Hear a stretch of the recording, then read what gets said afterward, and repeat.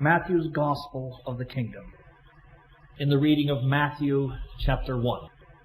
Well, brethren and sisters, what a grand opportunity it is to resolve that this is going to be a very special class in this much as it's Matthew, the beginning of the New Testament, beginning of our new year and our class work. And here's an opportunity for everybody to determine within themselves that they're going to follow this through. I find, brothers and sisters, that if you haven't got that determination with the Word of God, you can forget it. You have to be determined to follow it through. So you're going to get down to it, study it, and make certain that you do your own private research to supplement what the speakers have to say and to reinforce your conviction about these things. It's a wonderful opportunity in these last days around the Word of God. As our brother Bill said, it is the gospel of the kingdom, is Matthew's gospel. You know, it's interesting that he uses the expression, the kingdom of heaven, 32 times. And nowhere in the New Testament does anyone else use that expression, except Matthew. All right, you got Luke and John and Mark talk about the kingdom of God. But it's Matthew that talks about the kingdom of heaven. He, of course, can see in that, brothers and sisters, the wonderful fulfillment of all that heaven has promised. It's the heaven on earth, isn't it? Thy will be done on earth as it is in heaven. And that, of course, is the part of the Discourse on the Mount, which is also recorded in Matthew's Gospel. And so he concentrates upon the kingdom. Now, you can see that in that genealogy that David read for us, which I very much appreciated, David, too. You put in the right Hebrew names and took pains to do that, and I thought that was well done. But you look at this genealogy, brethren and sisters, and it's pretty obvious that Matthew is intent on tracing the regal line of David. You would have heard as David read that, David Clothier that is, not David the king, when he read that through, you would have heard him, interpreting Ahaz, Hezekiah, Manasseh, and those words which in the Greek are expressed a bit differently. And so we're all able to follow that there's the line of the kings, from verses 1 to 11 in particular. And you have also in verse 1 how he links together Abraham and David. And then you get in verse 17, and so all the generations from Abraham to David. And there is an emphasis upon that, brothers and sisters. And so Matthew is tracing the kingdom. It's interesting that the only other genealogy given is in Luke, of course, and Luke traces that back to Adam, the Son of God. He goes right back to Adam, whereas this genealogy doesn't do that. And it's fairly clear, isn't it, what the two writers are doing, as they're concentrating here upon the kingdom. And later on, as we're going to see in Matthew, the divinity of the Lord Jesus Christ in the sense of him being born of the Virgin, the Son of God, whereas Luke is concentrating upon Mary's line, and of course he being the Son of Man. The concentration can't be missed in those two genealogies. Now, Matthew's Gospel is very much Hebrew in character. Everything that happens and everything he sees, Matthew sees a reflection in some way, a fulfillment of some aspect of the Old Testament prophecy. He, amongst all those who wrote, is full of that expression, as it is written, according as it was written. He saw the Bible and everything that he saw in those things in relation to Jesus Christ. Now I want to show you, brothers and sisters, as an introduction to Matthew himself, a prophecy that he quotes, and only he quotes it. And I want to show you why he quotes it. Now, Matthew was a publican, wasn't he? Now, if you come to Matthew chapter 4, publican, of course, we understand, is a tax gatherer. But Matthew was no ordinary tax gatherer. He was quite high up in his profession and had a very, very responsible position. And he alone it is that quotes this prophecy. We read in Matthew chapter 4 from verse 12, Now when Jesus had heard that John was cast into prison, he departed into Galilee. And leaving Nazareth, he came and dwelt in Capernaum, which is upon the seacoast in the borders of Zebulun and Naphtali, that it might be fulfilled, which was spoken by Isaiah the prophet, saying, The land of Zebulun and the land of Naphtali, by the way of the sea, beyond Jordan, Galilee of the Gentiles, the people which sat in darkness saw a great light, and to them which sat in the region of the shadow of death, light hath sprung up. And now what is this, by the way of the sea, on the borders of Zebulun and Naphtali, on the shores of the Sea of Galilee? What is this way of the sea? Well, this is what it was, brothers and sisters. You see, there we have Capernaum. which is on the shore of the Sea of Galilee, on the northwestern shore of that sea. And what the Romans did, they built a huge tax house there, that they might gather the revenue from all over the Orient and the Middle East, where trade was going across to Europe. And they funneled all the trade through Capernaum, whether it come from the north or from the east or from the south. And those arrows which are coloured in yellow indicate the trade which was all funneled through Capernaum. Very, very, very wise were the Romans, because it was like putting it through a bank, wasn't it? Through that little funnel, so that they would have to collect the money there. Now, why would they make that Capernaum? Well, you notice the red arrow that goes straight from there across to the Bay of Haifa, as we call it today. That little knob, of course, we understand, is the outcrop of Carmel, which reaches out into the Mediterranean Sea. And you see, brothers and sisters, the point was that was, in time past, the only deep sea water port on the whole of that coast. As a matter of fact, naturally speaking, it still is. Because all the other bays which have been made by men since, the latest one being made way down south by Ashdod. But in the days of the prophet, that was the only place where the ships could come in of any tonnage. And so the Romans knew that. And the hills of Lower Galilee above Jezreel are parallel. They run in parallel to the ranges. And there was a road which went straight through, a parallel range there, and went straight through to the deep sea water port there on the Mediterranean coast. And all the shipping which went from there, of course, took all the commerce into Italy and to Europe. And the Romans, therefore, funneled it all through Capernaum, and so it was a huge trade which took place there, and of course a lot of taxes were gathered. And it was Matthew who was a tax gatherer in that place. So he was not an ordinary tax gatherer. When he left his profession, he called a feast. He did. For all his fellow tax gatherers. And Jesus, of course, partook of that meal with them, to the disgust of the scribes and Pharisees. But Matthew was a man of great import and great influence. Why then is it only him that quotes that prophecy? Well, for the reason, brothers and sisters, is that when he quoted it, he didn't quote it exactly what Isaiah had said. Isaiah said, "The people that walk in darkness have seen a great light, and they that dwelt in the region of the shadow of death, upon them hath light sprung up."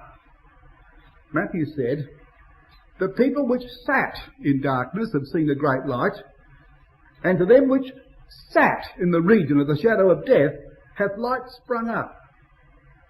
And the reason for that was that we don't turn this up, but in Matthew 9 and verse 9, that Jesus, when he went and got him, found him sitting at the receipt of custom. Sitting there.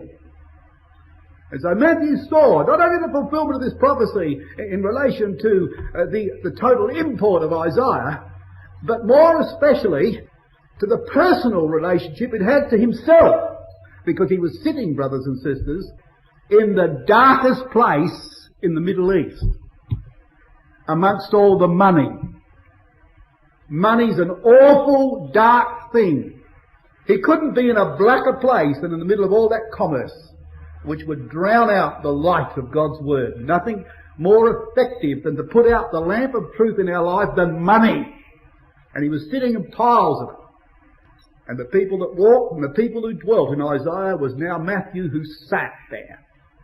And it's remarkable how he applied that prophecy to himself like that. And so Levi, as he was known, whose name means, of course, joined, became joined to the Lord Jesus Christ and became known as the one we know as better as Matthew. And that's how he came into the truth. And the light of God in the person of Jesus Christ walked in on him, brothers and sisters. Now, Matthew, although his writing is very much Hebrew in character, he doesn't fail, brothers and sisters, in his gospel record to point out certain facets which relate to the calling of the Gentiles. We'll see that as you proceed. You will see it in chapter 2, and then you'll see it coming up from time and again. And you know, being in the situation that he was as a publican, he would very much appreciate the situation the Gentiles were in. The Jews hated them, and they hated the tax gatherers with them. And so, though the tax gatherers would have been Jews, of course, working on Rome's behalf, they would find more of their friendship among the Gentiles than ever they would among their own people. Matthew, therefore, would have some empathy with the Gentiles, being both themselves objects of scorn and derision. Matter of fact, it's interesting, in Luke, won't turn this up, but in Luke's Gospel, it's quaintly put. You see, when Matthew was having his feast with his fellow tax gatherers before he left his profession, and perhaps he was there inviting them all to come with him, and Jesus went to that feast, Luke records that the Pharisees and their scribes, that's an odd way to put it, were criticising the Lord Jesus Christ for being in there with them. And why would Luke put it like that? The Pharisees and their scribes. Well, you see, who were the scribes? Well, they were the secretaries, weren't they? They were the ones whose job was to write out and inscribe the law, and in some senses to interpret and write little commentaries, in order that the Pharisees might have that access to those study aids. And so they were the secretaries to the Pharisees. And who were the tax gatherers? Well, in a sense, they performed secretarial duties, didn't they? So the quaint way that Luke puts it shows us what was in their mind. They were saying to people, the Pharisees were saying, by the way, here are our secretaries, beautifully dressed in white. They are our secretaries. Have a look at his. And they pointed to the feast. And so the odious comparison was made. And that was the beginning of Matthew's life in the truth, as he now followed his Lord through life. And of course he would have come to realise that the Lord Jesus Christ was going to be the subject also of much derision and scorn as time wore on. And as I say, that aspect of his life gave him some empathy with the fact that God would call the Gentiles. He alone records the visit of the wise men from the east. We'll talk about that a little later, won't we, in the class, God willing. It's only Matthew that records that. The very earliest, as it were, the very earliest response, the real earliest response of Gentiles to the birth of the Lord Jesus Christ. As a baby they're there, before no Jew could ever have come to grips with what had happened. Matthew records that. It's Matthew that records later on in his Gospel about the coming from the east and the west to sit down with Abraham, Isaac and Jacob in the kingdom of God. And many other passages. It's Matthew, for example, in the parable of the wedding feast, that when those who were the immediate neighbours and the people in around the king would not come, it's Matthew who says to go out into the highways and to the byways, way outside the confines of Jewry, to bring to that feast others who would respond when Jewry wouldn't. And Matthew would have a great empathy, as I say, with those people who would later on respond to the wonderful call of God. And so that's just a little introduction, perhaps, of Matthew, his calling, and the way he saw the light of truth walking in on him as he sat there at the receipt of custom in darkness, as it were. Now, this genealogy, brethren and sisters, that we have before us in Matthew chapter 1, is got some very interesting features about it. It's not without its problems. Some of them fairly substantial. It's very difficult to unravel some of the Gordian knots that are in these genealogies, and we won't attempt, of course, to go through the genealogy in any detail, but we do want to say a few things about some of the outstanding features of this particular genealogy. It begins, the book of the generation of Jesus Christ, the son of David and the son of Abraham. And we like to point out to interested friends, don't we, that the New Testament opens like that, because it's drawing, as it were, into the orbit of the life of the Lord Jesus Christ, those wonderful promises to those two men. But you know, brothers and sisters, the Greek word for generation there is Genesis.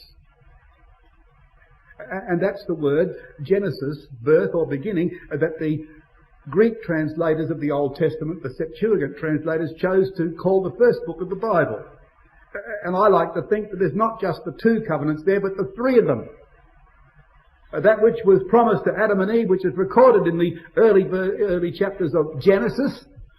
This is the Genesis of Jesus Christ. And then the son of David and the son of Abraham. Here are all the promises, the three of them, are now converging in on the Lord Jesus Christ. And these genealogies, brethren and sisters, make no mistake about it, would not have been Not just put down here slapdash as if someone try to remember whose great-great-grandfather they were or whatever. You know, there is evidence in the Scriptures, particularly in the books of Ezra and Nehemiah, that genealogies were ever so carefully kept. Ever so carefully kept. And were looked upon as having great authority, so that the Jews were apt to refer to them, so much so that Paul was to tell Timothy not to take notice of endless genealogies. Had they not had any authenticity or authority, they would never have had recourse to them like they did. Therefore, we can say that in relation to this one, not only because it's inspired, of course, which is enough for us, but apart from that, brothers and sisters, this would have been a very carefully kept genealogy. There's no doubt about that at all. Now, he's the son of David, and that, of course, is really the emphasis in Matthew chapter 1. That's where the emphasis really is. You'll notice, you get down a bit further, he talks about in verse 6, and Jesse begat David the king. And David the king. You see the emphasis? Everybody knew that David was a king. No need to say it once, but he said it twice. And it's obvious why he said it. He's not telling anybody anything. Everybody knew that. He's trying to emphasise, of course, what that genealogy is really pointing to. It's the king he's talking about. And so he's the son of David, the king. As I said, Luke traces his line back through Mary. And the emphasis there is upon the seed of the woman. Of course, that is not without its overtones of the divine sonship of the Lord Jesus Christ. But it does trace it back through the human element in our Lord's life, back through Mary and back to Adam. But this one is particularly emphasising the seed of David, the king. Now, you just listen, brothers and sisters, because if we do it this way, I'm sure you'll recognise the words of Scripture, and it will save a bit of time. You see, what was the real emphatic emphasis in David's promise? What had been said obliquely before now became stated with stark reality to David. That is, when Nathan said to him that of the fruit of his loins that he would have this seed, that out of his loins would come the seed, the next breath, God said, I will be his father. It was never said like that with such clarity. David, he said, the boy will come out of your body. And he couldn't have put it more starkly. Out of your loins, David. But God says, I will be his father. Now, if it wasn't clear before, it's certainly clear now. And so the Apostle Paul could say, couldn't he, that he was made of the seed of David, according to the flesh, but determined to be God's son, according to the Spirit of holiness and by the resurrection of the dead. So he became David's seed according to the fruit of his loins, according to his human body. But the manner of his life, which was authenticated by his resurrection from the dead, stamped him as somebody else's son other than David, and no other than God himself. And so Paul argues that in Romans chapter 1. And now you take this reference, and as you realise why I'm not quoting it, but you see the importance of what Matthew's going to tell us about this a little later. He's laying emphasis upon this because of this factor, because he's going to talk about a virgin conceiving later on. And there's a great necessity for that in David's covenant. Because if he's going to be the son of David and the son of God, it's extraordinary. How is this going to come to pass? Well, Isaiah said, there shall come forth a little twig out of the stump of Jesse. You see a stump in the ground, a tree cut down, as Isaiah 6 had said, and it was cut down. All was left in the ground was the roots and the stump sticking up. And Isaiah 11 said that out of that stump would come this little twig. But he said, a branch would grow out of his roots. So you got a little green twig out of the stump, and a root growing out of a branch growing out of his roots. He would be the seed of David according to the flesh, but determined to be the Son of God by his Spirit of holiness and the resurrection of the dead. Or in the words of the Lord Jesus himself, I am the root and the offspring of David. You see? So here he is, Son of Man and Son of God, for the purpose of saving mankind. Now, I'd like you to turn this one up, Revelation 5. Now, just see where this culminates, brothers and sisters. Just see where this culminates. In the Apocalypse, chapter 5, the opening of the seals. And we read in verse 3, and you listen to the emphasis that I put upon certain words here. And no man in heaven nor on earth, neither under the earth, was able to open the book, neither to look thereupon. And I wept much because no man was found worthy to open and to read the book, neither to look thereupon. And one of the elders saith unto me, Weep not, behold, the Lion of the tribe of Judah, the root of David. In other words, brothers and sisters, no man. Because you see, watch my hands again, there's the shoot of David out of the stump, but the root, the branch grew out of his roots. Which one prevails? No man, but the root of David prevailed. It wasn't that Jesus gained anything except human nature from his Father. He gained everything, brothers and sisters, from his heavenly Father. It was the root of David that prevailed when there was no man to prevail. And there was the reason why God had to come into the affairs of mankind to establish this Son, a branch made strong for himself. And that's all implicit in the promises made to David, and certainly becomes the exposition later on as Matthew develops this theme at the end of this particular chapter. You know, there was something else, brothers and sisters, about him being the son of David. There was another facet about this. And that was that, of course, it was Isaiah the prophet that said in his 16th chapter and verse 5 that the throne of David, in mercy shall the throne of David be established. You think about it. That's so powerful. Because how else could that throne be established? If there was no mercy, there would certainly be no throne of David. There would be no throne of David. Just flick over to Romans chapter 5. Just have a look at a little expression used by the apostle here. It is back in chapter 4. In verse 16.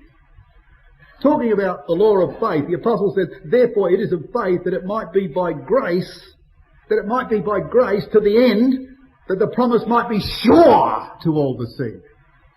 Take away the grace of God, brothers and sisters, and nothing is sure. Because sin will interrupt and will cause us all to miss out on the fulfilment of the promises. But it might be by grace that it might be sure. And so David's throne was established in mercy. And so when the Jews saw him as the son of David, what do you find? That in Matthew's Gospel, it's often recorded, isn't it, when blind men came to him, and when the common people came to him, Thou son of David, have mercy on us, is a frequent expression in Matthew's Gospel. So the emphasis might be upon the king, but in mercy was the throne established, and in David's case, brothers and sisters, that was ever so needful. And so it became an emphatic truth in David's life. And so they said, Son of David, have mercy on us. And so that, of course, is implicit in this chapter. And when you come down to verse 3, notice what Matthew says. You see, what he does here is to add a name that really was not in the line of our Lord Jesus Christ. He said, And Judah begat Phares and Zerah of Tamar. Now, the line, of course, was traced through Phares. They were the twins that were born to Tamar, Judah's daughter-in-law, if you remember. So when her husband, Judah's son, had died, he promised her another husband, and he didn't keep his promise, did he? And she posed as an immoral woman, caused her father-in-law to come in under her in an immoral fashion, and she conceived by him thinking her to be a harlot, and the two boys were born. Why does Matthew bother to tell us about Zerah, seeing that he had nothing to do with the line? It came through Phares. Well, it's interesting, isn't it? because it all goes through from Tamar through to Rahab.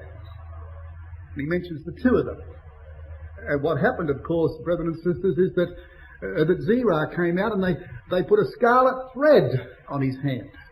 Didn't they? Zerah, they put a scarlet thread on his hand. But then he pulled his hand back and Pharez was born over the top of him and came first. The thread was on the wrong hand, really.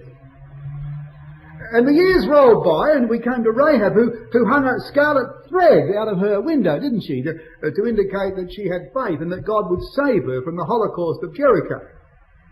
Same Hebrew expression exactly. And she married Salma, who came from Pharez. And she dwelled outside the camp of Israel, just outside Gilgal, where there was a heap of stones which they got out of the River Jordan. It says they put them outside the camp, and it says that she dwelled outside the camp. And so there was a woman brought into the truth who married into the family of Pharez, where the red thread belonged, and she had that hanging in her window, and she was right alongside of a heap of stones. And the other fellow who was in the valley of Achor, under a heap of stones, was Achan, the troubler of Israel, who was a descendant of Zerah. Isn't that interesting? So a descendant of Zerah, who was the natural seed, you might say, finished under a heap of stones. And a woman who came out of the world, a harlot, who came not from any of those lines, but married into the line of Pharez, and who had the scarlet thread hanging in her window. And Matthew mentions the two of them. And Judah begat Pharez and Zerah of Tamar. And there's a whole story behind the birth of those two boys. So applicable, brothers and sisters, to Matthew's theme of tracing the king. Wonderful, really. It is really wonderful. You know, and when you think about it, if you were the writer of this gospel record and you took up your pen with the idea, the prominent thought in your mind that you were going to present the origins of the king, if this was on the other hand, a mere fictitious novel, brothers and sisters, how would you embellish the record in trying to bring to bear on people's minds the importance of the origin of the king? Well, you wouldn't do what Matthew did. He's got in there Tamar, he's got Rahab, he's got Ruth, and he's got Bathsheba, all in that record. And these are the origins of the king. Not wishing any disrespect upon the women in question, because we will very much honour and respect them in the kingdom of God. But the facts are, brothers and sisters, that Tamar committed fornication, Rahab was a harlot, Ruth was a Moabitess, and Bathsheba committed adultery. That's the origins of the king. And that's not in there for nothing, is it? Those women are all mentioned, I believe, deliberately so, because Matthew's trying to tell us that he shall save his people from their sins, verse 20. And the origin of the king, brothers and sisters, was a sad history, really, in many respects. Though, of course, those women recovered, didn't they? Those women will be in the kingdom of God, not casting any aspersions at all on the women, but the facts are as the Bible presents them. And certainly, brethren and sisters, that's not what any fictitious writer would want people to know about the origins of the king. But we know why it's there, because it's the king who's going to save his people from their sins. That's what it's all about. In verse 6, it gets down to the generation of David the king, and says that David the king begat Solomon of her, and then the translators have had to add a few words here. You notice them in italics, that had been the wife. But that's not what the original says. The original Greek simply makes the point that she was the wife of Uriah the Hittite. That's what the RSV renders it, brothers and sisters. The wife of Uriah. That's how God saw it. He never thought that she had been. But there was an indelible memory about that. It wasn't going to be just wiped away like that. That stood in the record as it was, and that's a matter yet to be resolved, in a sense, in the kingdom of God. By the time we get to verse 7, of course, we got Solomon, haven't we? And it's at this point, brethren and sisters, that in the other genealogy in Luke, that Luke deviates off on another line. Of course, Matthew, intent upon tracing the kingly line, as we understand it, the kings of Judah here. When in Luke, at this point of Solomon, he brings the line through Nathan, not Nathan the prophet, but another son of David, mentioned in the 2nd of Samuel 5. It's Luke who steers the line from Solomon through David, another son, through Nathan, another son of David. And from there, of course, traces that down through Mary's line. In verse 8, another interesting feature, we have Asa begat Jehoshaphat, and Jehoshaphat begat Joram, and Joram begat Uzziah. Now, there are 3 kings missing there, brothers and sisters. There is 3 kings deliberately left out of that record. And they were Ahaziah, Joash, and Amaziah. Are deliberately left out of that record. And of course, the critics of the Bible have a field day about this. You know, they make light of Matthew, and as if to say, well, Matthew's a pretty ignorant sort of a person. He doesn't understand, and he's misread his Bible, and all this tommy rot. That's deliberately done, brothers and sisters, because, you see, they were all the result. But there were 3 generations that were left out as a result of an unholy alliance that happened in the days of Jehoram, son of Jehoshaphat, where a very foolish thing happened in the land. A thing of no small import. So big was that thing that Matthew saw fit to leave out 3 generations in order to underline that. And Jehoshaphat, meaning well, no doubt about that, went and gave his son Jehoram to the daughter of Jezebel, Athaliah. And in the Hebrew, it reads that he went and he made a marriage alliance with the house of Ahab. It was not just simply that he liked his boy to marry this particular girl. There was a political end about it. It was deliberately done to bring the 2 houses together. So the record says in Kings that he made a marriage alliance with the house of Ahab. Now, he meant well, brothers and sisters. He's one of these people who would, a large-hearted person, to be commended in many respects. But there's a wisdom that's got to be adhered to, brothers and sisters. And he wasn't wise in this. And of course, Athaliah was a monster. She was an absolute product of her mother. She was a monster. And for 6 fearful years, she, of course, wrought devastation in the royal house of Judah, and would have all but wiped it out, except the little boy that hid behind a curtain by his nurse. She would have all but destroyed the purpose of God in David, if that were at all possible, and it isn't. But she attempted it, and of course, Jehoshaphat was guilty in some respects for that, brothers and sisters, and Matthew just leaves out that 3 generations from her, so that, you know what it says in Deuteronomy, that God would visit the iniquity of the fathers upon the children to the 3rd and the 4th generation of them that hate me. And of course, the naked hatred of that woman was proverbial, wasn't it? As she, of course, did that damage in the royal house of Judah. And so those 3 are missing. Now, that's about all I want to say, brothers and sisters, about the genealogy. You have mentioned in verse 17 about the 14 generations, the 3 lots of 14, making, of course, 42 in all. And that's a bit difficult. I must confess, I haven't got the absolute answer as to why Matthew does that, because when you line it up with Luke's genealogy, of course, Luke has many more generations. Why Matthew would neatly round it off as 3 14s, I really don't know. Some of the Jewish commentators saw it merely as an aid to memory, as they saw it. They thought it was a neat way of putting it, that it was an aid to memory. Of course, and to the Jews, the oral traditions, the oral method of teaching was everything. And if you could put a thing neatly in a round figure type way to make it easy to remember, well, that's what they would do. And you read the Jewish commentators upon this, and they see in it nothing but that. But of course we know, brothers and sisters, don't we, that it's particularly the covenants that Matthew is talking about. And 14 is twice 7, of course. It is significant. And we've got the 3 times, twice 14 here, emphasising the fulfilment of God's covenant through Abraham and through David, and that of course made to Adam and Eve in the Garden of Eden.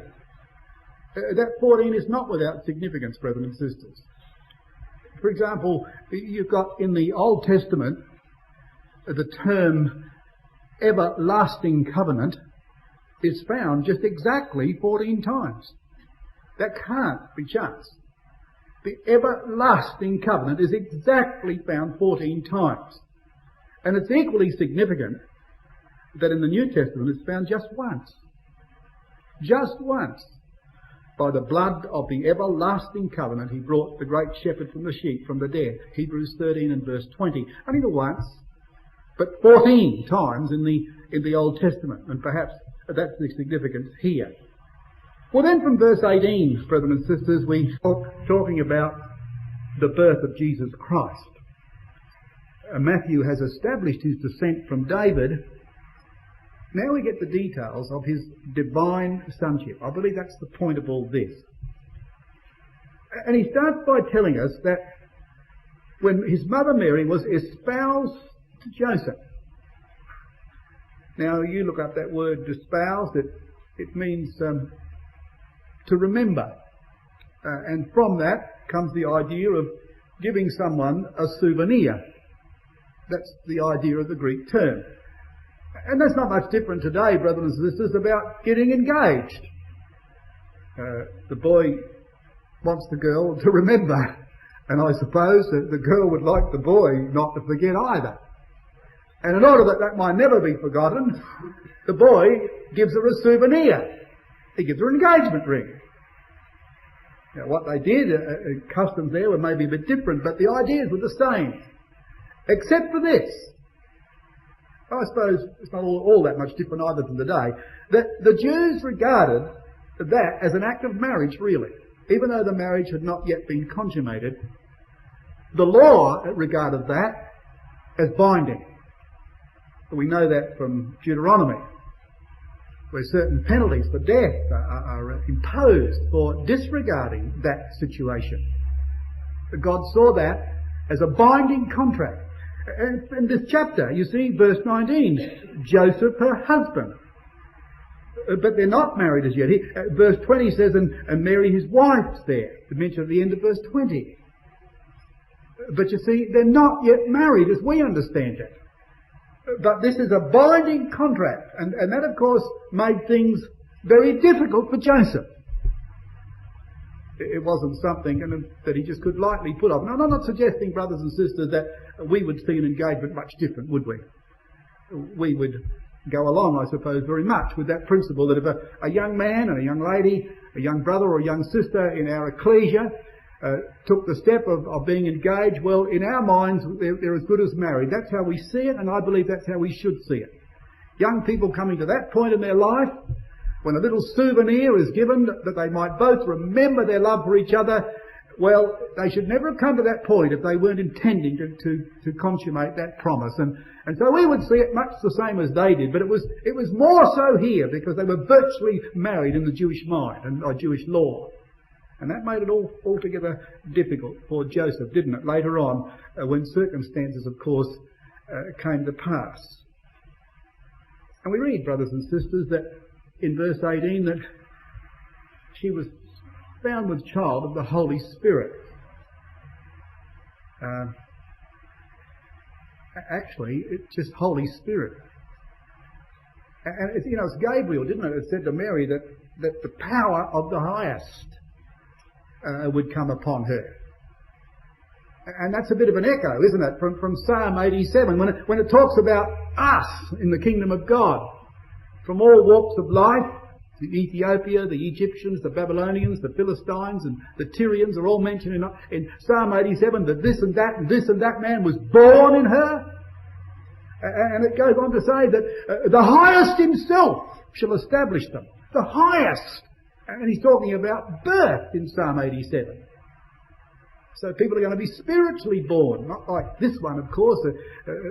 physically and literally born by the power of the Spirit, but spiritually born, because certainly if you're going to get a Tyrian, an Ethiopian, an Egyptian, a Babylonian and a Philistine into the kingdom of God, there's got to be a radical change. And Psalm 87 says, the highest himself shall do that. He's talking about birth. And here, of course, it says she was found with child of Holy Spirit. But Joseph, what's he going to do about this? Now, brothers and sisters, we would all appreciate that there's no way that Joseph could have been expected by anybody, and God himself would not have expected Joseph to understand anything else other than that Mary had been unfaithful. It just would be impossible. And Joseph could not have been held responsible for thinking that. It would just be the natural thing. What else could you think? And he's got a problem with that, as anyone would have a problem with it. But Joseph has got a particular problem with it, because he's a just man. The word in the Greek means he was righteous. That is, in relation to the commandments. He was not perfect, but he was not a sinner either in that sense. He had an integrity and an honesty about him, and a sincerity about keeping God's commandments. To a looser man, brothers and sisters, he might say, well, we're all sinners, and, we're all, all no-hopers, and we just got to accept, the fact that, well, it's just too bad. He couldn't think like that. It would be an outrage to him inside to think of what had happened, and you can imagine the love that he had for Mary, and knowing what sort of a woman that she was. And what sort of a woman was she? I say this, brothers and sisters, I don't think without any contradiction, the best in the world. That's how she would have been, because that she was the handmaiden of Yahweh. She was blessed among all other women. So there were no indications of looseness. But the evidence was incontrovertible. She'd been with another man. It's just no other way around it. She's pregnant. And this man is righteous. You can imagine, brothers and sisters, that the enormous struggle, and there's a greatness about this man, because being that, he was not willing to make her a public example, was minded to put her away privately. Now, you think about it. You read that verse of Scripture, it's a contradiction. If we'd have written that, we would have said that Joseph, of course, being himself, like all other men, a sinner, he had to show her compassion. Like we would say to anybody who went astray in the meeting, we might have to stand up for the principles of the truth. We can't make our own weaknesses the measure of the ecclesial standards. But we can have a personal attitude towards the person that is sympathetic to their problem, because we're sinners. And if we'd have written that verse, it says, and being a merciful man, he put her away privately, but he was just man. Now, there are times in my life when every now and then I do the right thing. Not often, but I do it sometimes. And if I do it, consistently for a little while, I find I've got a high and mighty attitude towards others. I find that I think sometimes I'm not like other men. That doesn't last long, brothers and sisters, I can assure you of that, because I'm soon brought flat on my face. It doesn't take very long, but I find, therefore, that when I do the right thing, I have less sympathy for others. But I'm a very sympathetic person, because I do a lot of things that are wrong, and I understand human weakness. But you see, this man was not like that.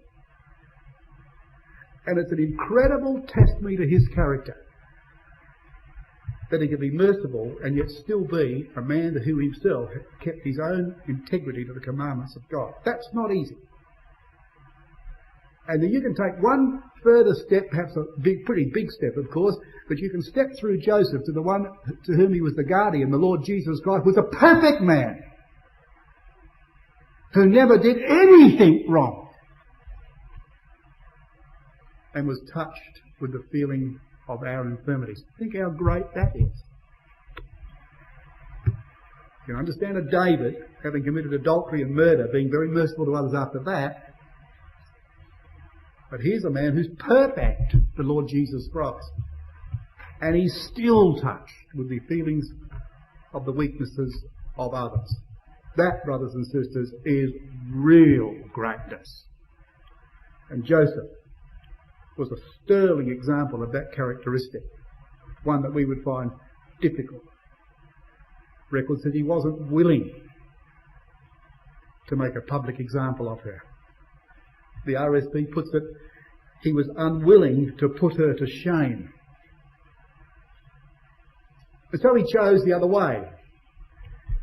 He did it privately. Now, had he followed the commandments, you see, it said he was a righteous man. In relation, of course, that would be to the commandments of God. Well, the commandment of God says it was death. Deuteronomy 22, verses 20 and 21 says death.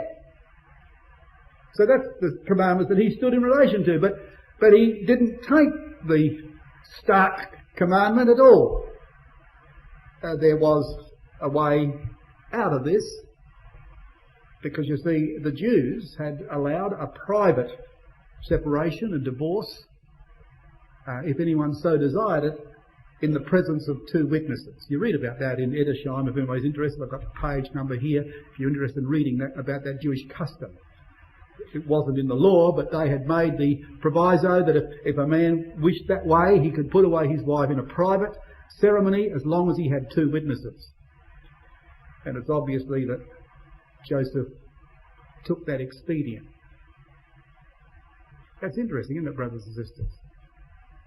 He may have even done that with some twinge of conscience, because the law hadn't said that. And he, being a righteous man that he was, he was in a torment, wasn't he? This was a very, very, the more I thought about this, the more I found it difficult to realise just how difficult that would have been for Joseph. And yet, brothers and sisters, a wonderful man. He went that way, didn't he? And then in verse 20 we read, but while he thought on these things, actually the Greek's in the past tense. Rotherham and the Revised Version said, when he had determined. So he'd made up his mind. It wasn't when he was thinking about it. He had come to the decision. And God responded. The angel of Yahweh appeared to him in a dream. Oh, how else could it be done? What other way? There was no other way. There had to be a revelation from on high, brothers and sisters, because it would have been impossible for anyone to expect Joseph to believe anything else. And God is not unreasonable. He would have known that. It had to be an angel to put him out of his agony of mind. Now, I want you to notice, and we'll see this, maybe 3 or 4 times in chapters 1 and 2, how that the angel of the Lord appeared to Joseph in a dream. And why is that said like that? Well, you might say, well, that's what happened. Yes, it is.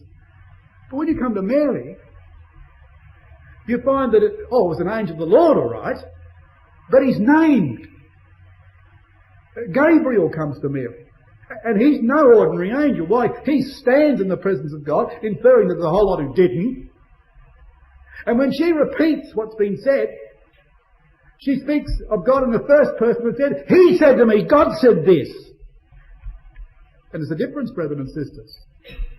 There is, as it were, a direct connection with the woman, but the indirect connection with the man. And you can run that through the scripture. You see, the promise of Genesis was that God would send the seed of the woman. And the emphasis is not there on the fact that such a one would bear our nature, though that's true. The emphasis is on the fact that he would not be the seed of man. You say, prove it. Easy. You see, because if the emphasis upon the seed of the woman was upon his human nature, then it's the seed of the woman that's going to bruise the serpent on the head. Is human nature going to be the victor? Is flesh going to be triumphant over sin? By no means. It's God's Son, isn't it? And so Paul said, in the fullness of time, God sending his Son, born of a woman.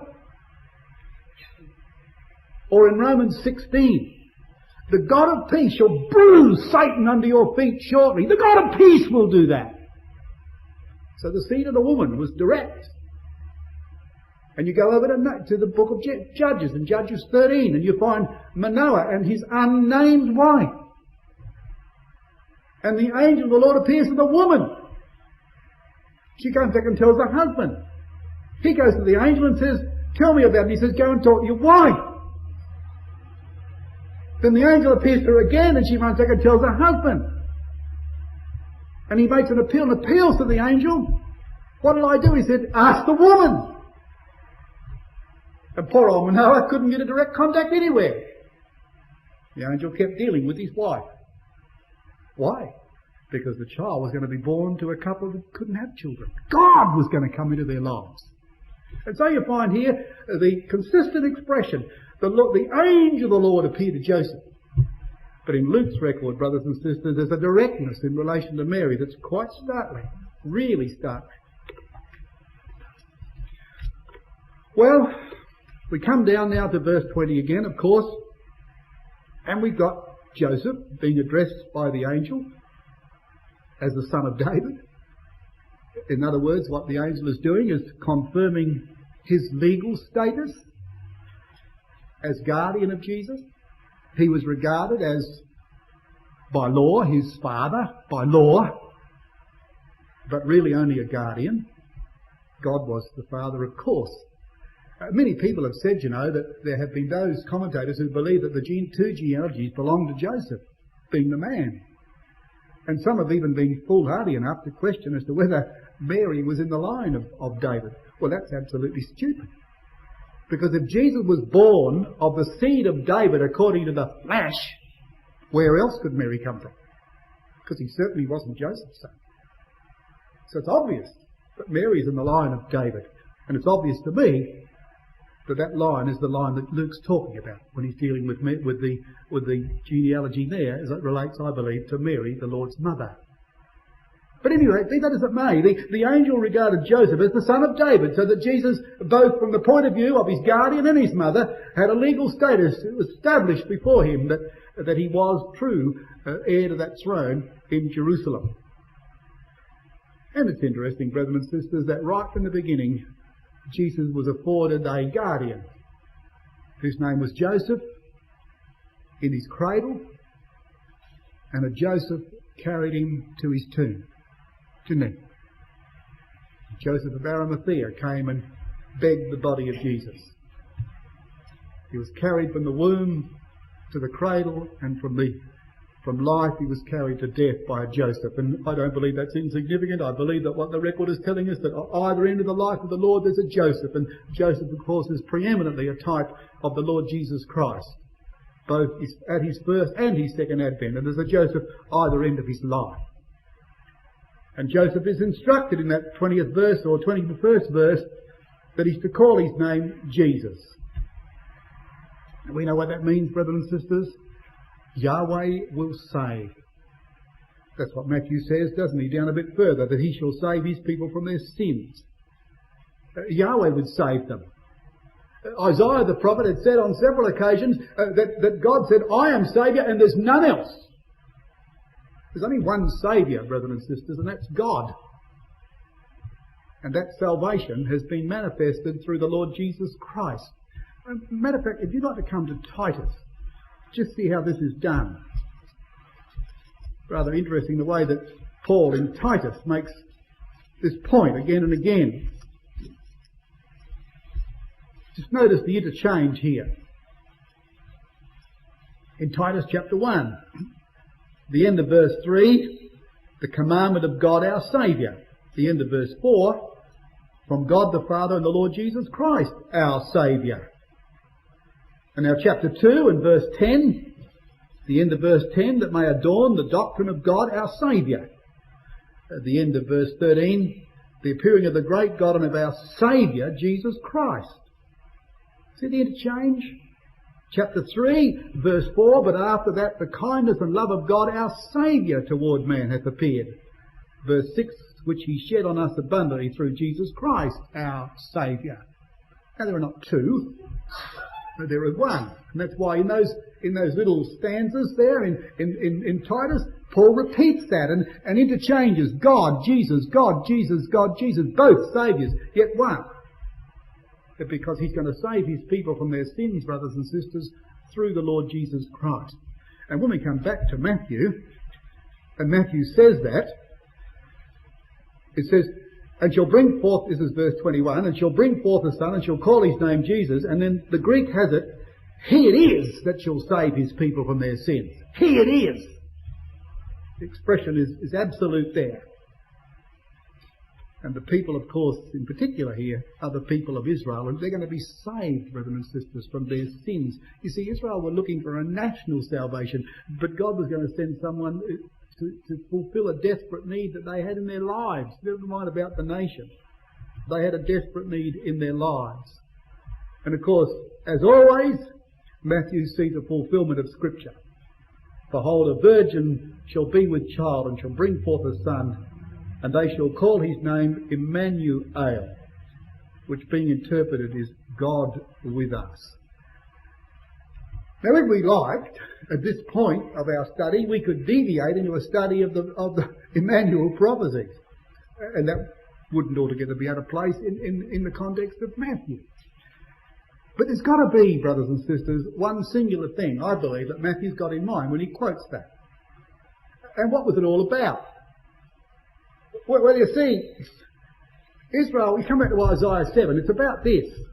This is the point, I believe, that Matthew is making. He's going to talk about the son of David, isn't he? He's talking about the necessity of God coming into the lives of men, and it was the promises to David that said that. And so we find, brothers and sisters, that this is the problem. You see, the coalition of powers between Israel and Syria in the north, who are going to invade Judah, for what purpose? Verse 6 of Isaiah 7.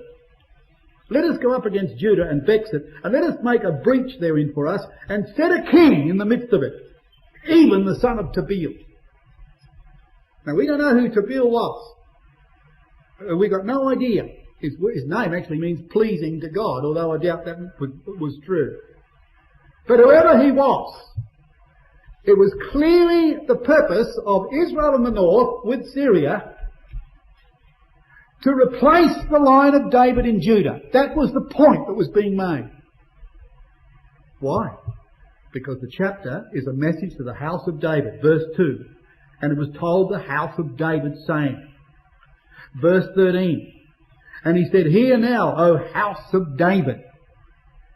And so you see the point that Matthew was making, forgetting for the moment all the marvellous details of the Emmanuel prophecies and all that it meant, and how even Hezekiah was involved in those things.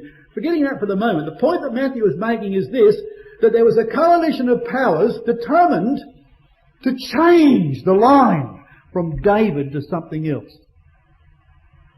But it's not going to happen. How could we ever ensure that it would never happen? How would you be sure? How could anyone be sure that would never happen? Well, you say, think about it. Well, put a king on the throne who would be always pleasing to God, and therefore God would have no reason to change it. We're going to find one like that. But David was the king. And who better than him? Look what he did. But the promise to David was concerning his son, my mercy shall not depart from him. There was never going to be a change. Why? Because the king would be on the throne who would never give any reason to be a change.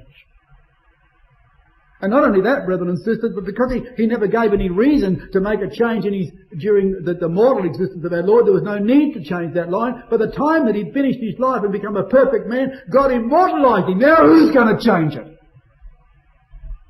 Now what coalition of powers are going to come and change that now and put him to death? He's immortal. Could only be done one way. And that is, a virgin would have to conceive, because that's the only way that God was going to come into the affairs of man effectively to ensure that there'd be no change. That's the point that Matthew's making. Because all the way through it's David the king, son of David, son of Abraham. And there never will be a change, because God has ensured that there won't be a change. Because a virgin had conceived. And you know, when all the Assyrians, later on in the days of Ahaz's son, Hezekiah, when all the Assyrians got around the city of Jerusalem, and Hezekiah looked over the wall and saw the impossibility, the utter impossibility of resisting the Assyrians. He went to God in prayer like this, and he said, the children are come to birth and there's no strength to bring forth. See? In other words, Hezekiah saw Israel unable to produce any power. And back came the answer from God. What was the answer? I was going to go and tell Rabshakeh. Go and tell him. The virgin daughter of Israel is laughing at you. And so inside the wall there were people who were pregnant with hope and had no way of culminating that. Couldn't bring it to the birth. An appeal was made to God. And the answer comes back, go and laugh at his face and talk about the virgin daughter of Israel. She's not having any children yet. But Isaiah 66 went on to say that a nation would be born at once. And a woman that never travailed with pain would have children. It would be remarkable births. And that God would come into the affairs of mankind. And so that's Matthew's point. He's talking about David's line. It's got to be assured. How can it be assured? Well, a virgin will conceive. And what's that going to result in? It's going to result in Emmanuel. Now, we've just seen Jesus as Yahweh will save. He who will save. But if he's going to save, what's the great factor necessary to overcome flesh? Power. We've got to get power, don't we? So it's not Emmanuel or Yahweh, it's Emmanuel. Power with us is what's needed, brethren and sisters. That's what's needed. Power is with us. So Paul says he was separated under the gospel of God. And I'm not ashamed of the gospel, he said, for it is the power of God unto salvation to everyone that believes it. And Paul talked about that in the context of the seed of David according to the flesh, but God's Son, determined by his life of holiness. And so there's power here, brothers and sisters. Power to overcome flesh. Power to establish the throne. Power to establish mercy. And nobody's going to change it. That's the point that Matthew's making, certainly, surely, in this particular instance. Well, in verse 24, then Joseph, being raised from sleep, did as the angel of the Lord had bidden him. Actually, the idea of the Greek is really commanded him. And you know, brothers and sisters, that I just like, sort of a person that I like to lean back sometimes, and you look at the record and you sort of think, oh, there's the details. You look at some of the Greek terms and relate that to the Old Testament, and there's a lot more detail in your marking than probably you tell everybody. But I like, however, to just lean back and think to myself, what a wonderful thing that was. But you know, I think that Joseph would have had mixed feelings about this. You know, you wake up from sleep and the first sensation would be of enormous relief. You think, oh, goodness. Oh, what a relief to think that that girl that he loved dearly, and that was a wonderful woman and had a tremendous reputation, that it wasn't true what he thought. The relief would flood over him, and he would long to run to her and to take her in his arms and to love her with all his heart and soul. But you know, there would still be that feeling of apprehension, wouldn't there? The girl's pregnant. And everybody knows that they really haven't yet consummated that marriage, or shouldn't have. And you know, it would not have been easy for Joseph, whatever way. But certainly, brothers and sisters, he would have chosen the latter way, wouldn't he? Certainly. And knowing in his heart and mind the truth of the matter now, he would have no conscience problems. But it would have been an awkward thing for him. And yet something that he loved to do, because it was his beloved, and he would have gone and made her his beloved. And the record says in the last verse, brothers and sisters, that he knew her not till she had brought forth her firstborn. You know, in the Greek, the words knew her not, and I mean, we don't have to have the Greek to tell us this, but it is in the continuance tense. In other words, he showed obedient restraint with his beloved. And that made it all the more emphatic in his mind and in Mary's mind, if in nobody else's, because who else would believe it? But certainly in their mind, brothers and sisters, knowing what they knew to be true between the two of them, that they'd never come together as man and woman, husband and wife, they knew that was God's Son. It was a very satisfying thing for them. and made all that more certain because of his obedient restraint.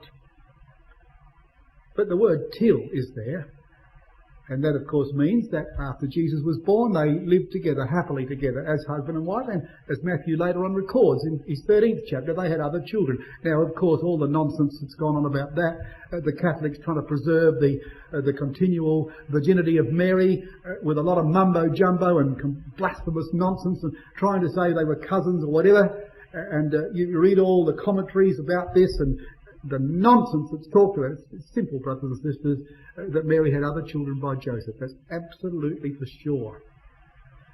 But they try and make out that it didn't happen like that, but it did.